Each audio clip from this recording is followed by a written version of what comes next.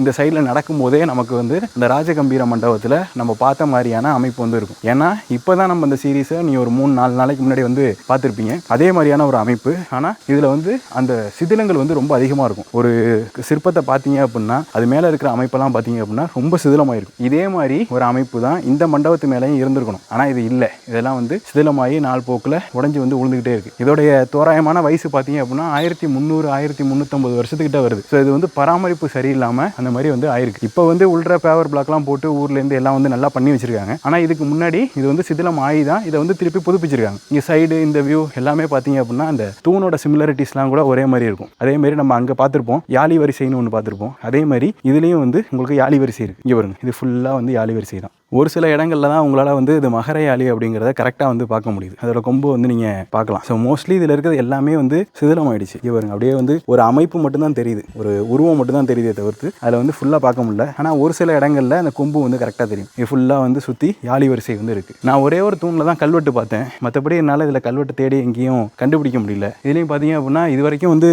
கோபுரம் கல்லால் இருக்குது. அதுக்கு மேலே வந்து உங்களுக்கு சுதை சிற்பமாக வந்து கட்டியிருக்காங்க. மேபி இது வந்து சிதிலம் முட்டு அதுக்கப்புறம் வந்து எடுத்து பண்ணவங்க இதை இந்த மாதிரி வந்து பண்ணியிருந்திருக்கலாம். ஏன்னா இதை ஏன் இப்படி சொல்கிறேன் அப்படின்னா ஃப்ரண்ட்டில் இருக்கக்கூடிய அந்த என்ட்ரன்ஸ் மாளிகை மண்டபம் இருக்கு இல்லையா, இந்த என்ட்ரன்ஸ் மண்டபம் அதுவே நீங்கள் பார்த்துருப்பீங்க எந்த அளவுக்கு சிதிலமாக இருக்குது அப்படின்னு சொல்லிட்டு. நம்ம ட்ரோன் வியூவில் பாருங்கள், அது வந்து இன்னும் நல்லா கிளியராக தெரியும். இந்த சைடும் வந்து உங்களுக்கு ஃபுல்லாக அந்த பழமையை வந்து நம்மளால் வந்து பார்க்க முடியுது. கீழே வரைக்குமே உங்களுக்கு நிறைய சிற்பங்கள் வந்து பண்ணியிருப்பாங்க. இதில் பாருங்கள், நம்ம தாராசுரத்தில் பார்க்கும்போது இதில் எல்லாத்துலேயுமே ஒவ்வொரு சிற்பங்கள் வந்து இருக்கும். இது எல்லாமே வந்து சிற்பம் இருந்திருக்கலாம் அப்படிங்கிறது ஒரு கணிப்பு. ஏன்னா இந்த மாதிரி விட்டு சும்மா வந்து விட மாட்டாங்க. இதில் ஏதாவது வந்து ஒரு சாமி சிலை வந்து இருக்கும், வித்தியாசமான சாமி சிலைகள் வந்து இருக்கும்.